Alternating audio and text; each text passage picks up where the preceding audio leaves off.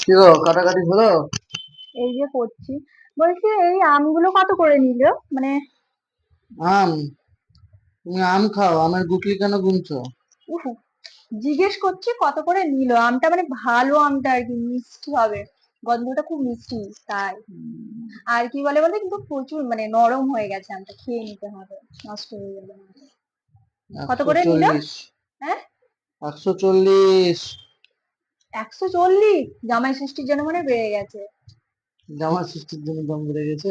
হ্যাঁ না সত্যি করে, 100 টাকা 80 টাকা কিলো, মানে আগের বছর এরকম ছিল 80 টাকা, একশো আচ্ছা, টাকায়ও আমি নিয়েছি। আর এটা কত, 1 কিলো না? 1 কিলো, 1 কিলো। 1 কিলো, 4টে আম 1 কিলো। কি আম বলো তো? নাম জানি না, তাহলে কে জানবে? আমি বলতে পারবো না। হিমসাগর তো না। এবার সেটা কে জানবে? আহ, দেখো। হিমসাগর তো হবে না এটা, গোলাপ খাস।